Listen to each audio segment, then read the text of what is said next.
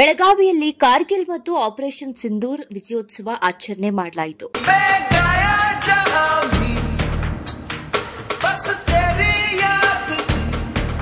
ಬೆಳಗಾವಿ ನಗರದ ಧರ್ಮನಾಥ ಭವನದಲ್ಲಿ ವಿಜಯೋತ್ಸವ ಕಾರ್ಯಕ್ರಮ ಆಯೋಜನೆಯನ್ನ ಮಾಡಲಾಗಿತ್ತು. ಮಾಜಿ ಸೈನಿಕರ ಸಂಘಟನೆಗಳ ಮಹಾ ಒಕ್ಕೂಟ ಆಶ್ರಯದಲ್ಲಿ ನಡೆಯುತ್ತಿರುವಂತಹ ಕಾರ್ಗಿಲ್ ವಿಜಯೋತ್ಸವದಲ್ಲಿ ಕಾರ್ಗಿಲ್ ಯುದ್ದದಲ್ಲಿ ಮಡಿದ ಯೋಧರಿಗೆ ಗಣ್ಯರಿಂದ ಗೌರವ ಸಮರ್ಪಣೆಯನ್ನ ಮಾಡಲಾಯಿತು. ಇದೇ ವೇಳೆ ಆಪರೇಷನ್ ಸಿಂಧೂರ್ ಕಾರ್ಯಾಚರಣೆಯಲ್ಲಿ ಕೈ ಕಳೆದುಕೊಂಡ ಯೋಧನಿಗೆ ಸೈನಿಕ ರತ್ನ ಪ್ರಶಸ್ತಿ ಪುರಸ್ಕಾರವನ್ನ ಮಾಡಲಾಗಿದೆ. ಕಾರ್ಯಕ್ರಮದಲ್ಲಿ ಖ್ಯಾತ ವಾಗ್ಮಿ ಹಾರಿಕಾ ಮಂಜುನಾಥ್, ಮಾಜಿ ಶಾಸಕ ಸಂಜಯ್ ಪಾಟೀಲ್ ಸೇರಿ ಮಾಜಿ ಸೈನಿಕರು, ಕುಟುಂಬಸ್ಥರು ಭಾಗಿಯಾಗಿದ್ದರು.